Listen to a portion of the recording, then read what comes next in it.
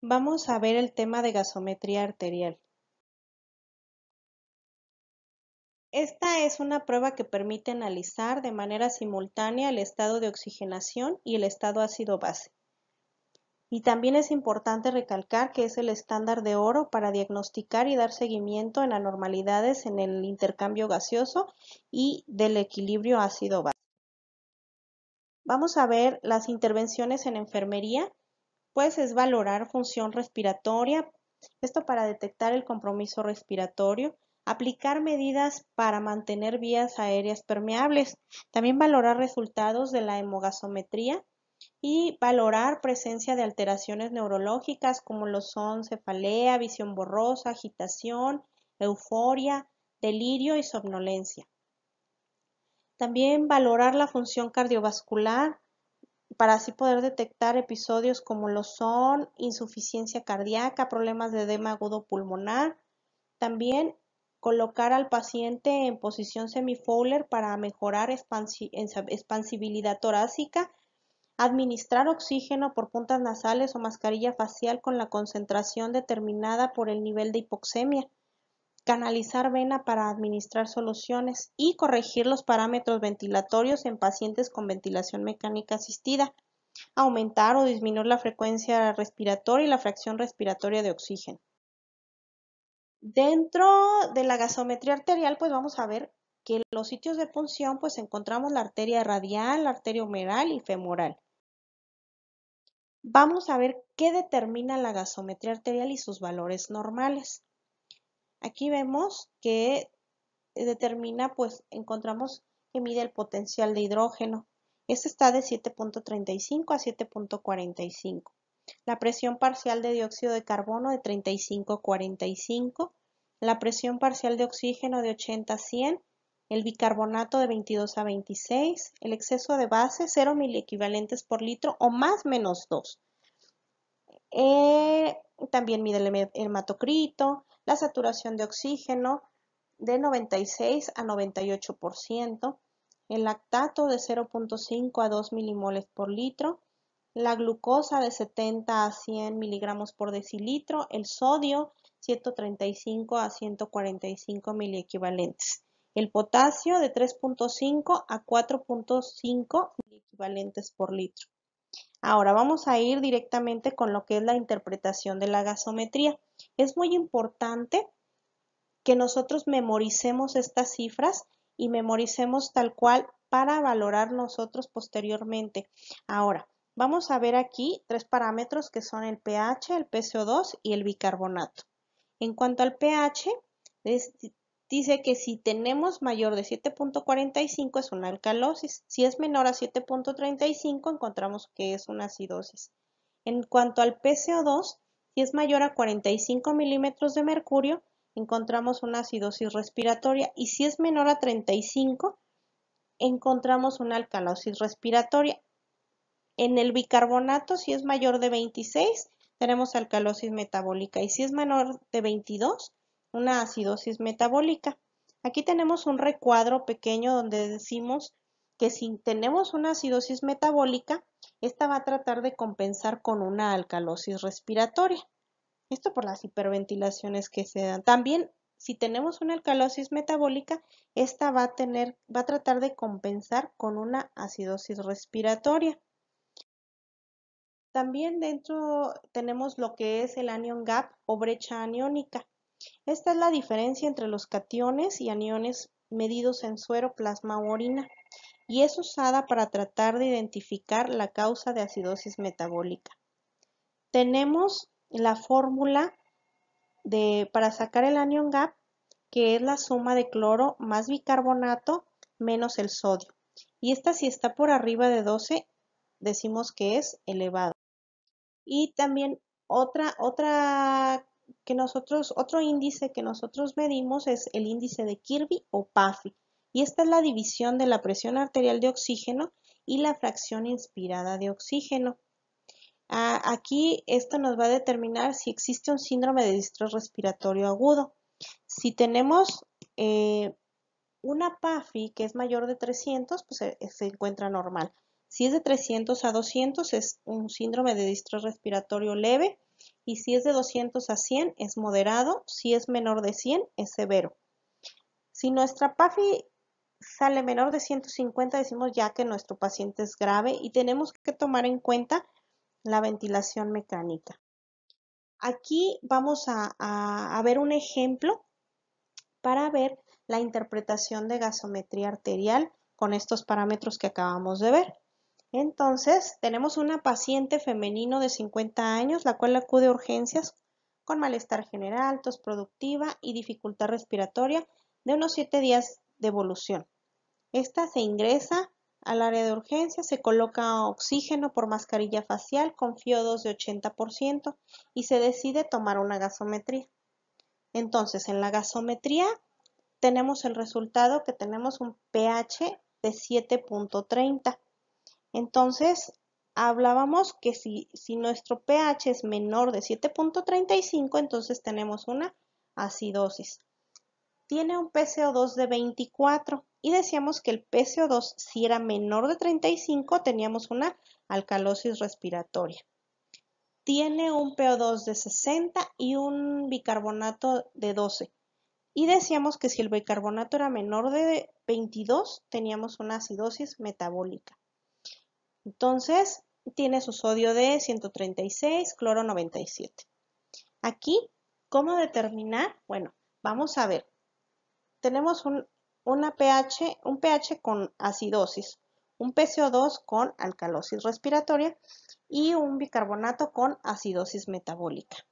Entonces, hay que recordar que nosotros habíamos dicho que cuando aquí, por ejemplo, bueno, les pongo primeramente, dentro del pH, hay que ver que el pH, esta es una regla para que veamos, el pH manda. Entonces, si aquí tenemos una acidosis metabólica y el pH está con acidosis, entonces nos vamos a ir a la acidosis metabólica.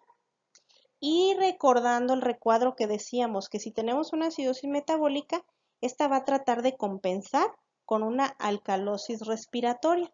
Entonces, aquí nosotros tenemos que es una acidosis metabólica compensada con la alcalosis respiratoria porque es un mecanismo natural de compensación.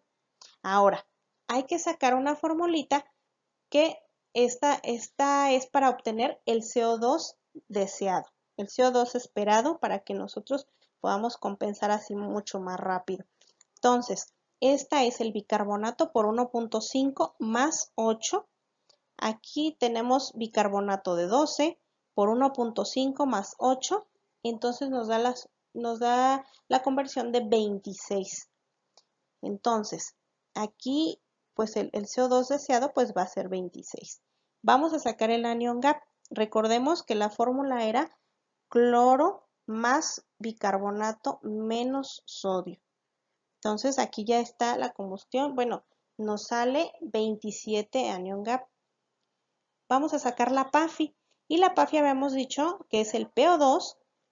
Y aquí nosotros tenemos un PO2 de 60 entre el FiO2 que es de 80% por 100 nos sale 75 y entonces ahora vamos a sacar ya nuestro diagnóstico de la gasometría. Entonces decimos que tenemos una acidosis metabólica, está compensada y que tenemos un anion gap elevado con insuficiencia respiratoria severa.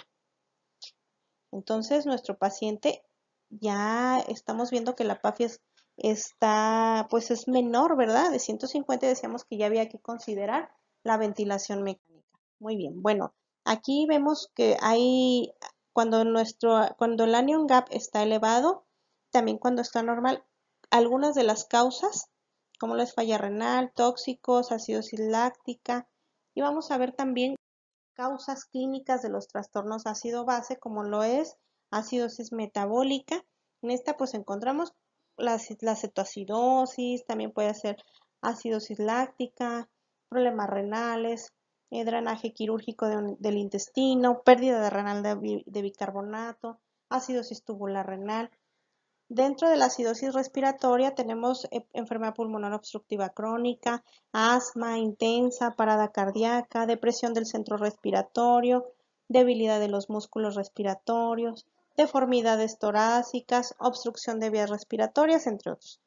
Alcalosis metabólica, bueno, pues también está los vómitos, aspiraciones nasogástricas, hipopotasemia o administración intravenosa de bicarbonato. Y en la alcalosis respiratoria, pues tenemos la hiperventilación, enfermedades pulmonares, anemia, intoxicación por asa. Ahora ya tenemos nuestra gasometría, tenemos el diagnóstico de nuestra gasometría. ¿Qué vamos a hacer con la gasometría? Esto ya lo vamos a aplicar en ventilación mecánica asistida. Primero viendo que los objetivos es mantener presiones pulmonares meta que no sobrepasen los límites permisibles para que no causemos un daño pulmonar. Y también el mantenimiento de rangos acorde a diferentes situaciones clínicas o escenarios clínicos del CO2 y del oxígeno. Vamos a ver aquí pues la presión de CO2 en un pulmón normal. Bueno, pues tenemos que el valor normal es de 35 a 45 milímetros de mercurio a nivel del mar.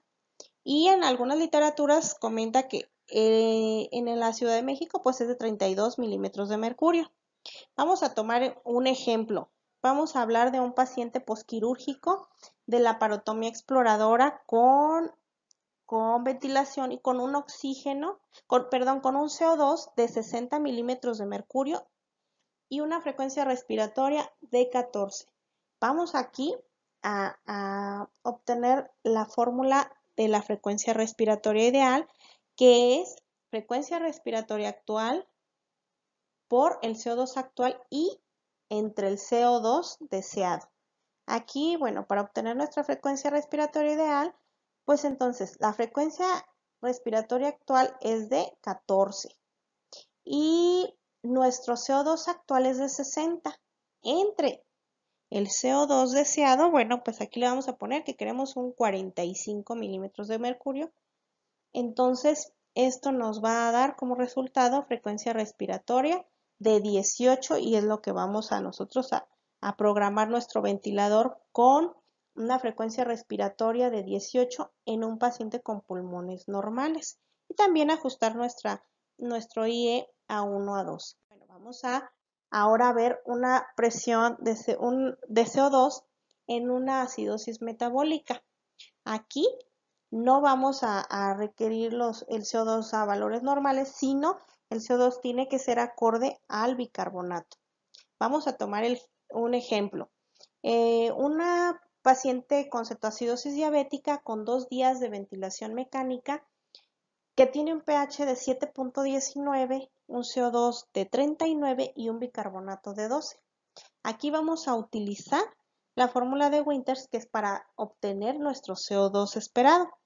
Entonces, es el bicarbonato, que es 12 por 1.5 más 8, nos da como resultado 28.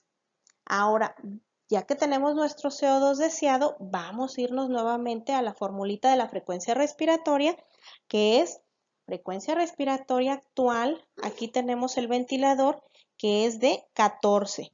Y por el CO2 actual, que es de 39, y el CO2 deseado, que nos salió de 28, entonces nos va a dar como resultado 19. Entonces ahí nuestra frecuencia respiratoria ideal va a ser la de 19, para que así nosotros podamos compensar. Bueno, ahora pasamos a la siguiente, que va a ser una presión de CO2 en una patología obstructiva. Aquí es todo lo contrario, no debemos aumentar la frecuencia respiratoria y hay que quitar el atrapamiento aéreo aumentando el IE. Y una de las maniobras más efectivas es bajar la frecuencia respiratoria para aumentar el IE. Y también debemos quitar lo que está condicionando el atrapamiento o el broncoespasmo,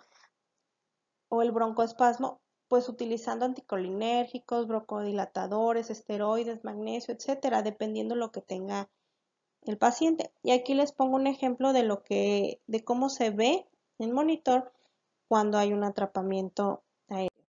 Ahora vamos a pasar con una presión de CO2 en un síndrome de distrés respiratorio agudo. Aquí pues es una presión de CO2, nuestra meta es menor a 60 milímetros de mercurio. Vamos a tener el ejemplo de un paciente con neumonía y síndrome de distrés respiratorio agudo de 4 días con ventilación mecánica, con una presión de CO2 de 82 y una frecuencia respiratoria de 19. Y vamos a utilizar nuevamente la fórmula de la frecuencia respiratoria. Entonces aquí recordemos que es la frecuencia respiratoria actual, que es de 19 en este paciente, por el CO2 actual, que es de 82, entre el CO2 deseado y que queremos, vamos a poner un 60. Y entonces nos da como resultado 25.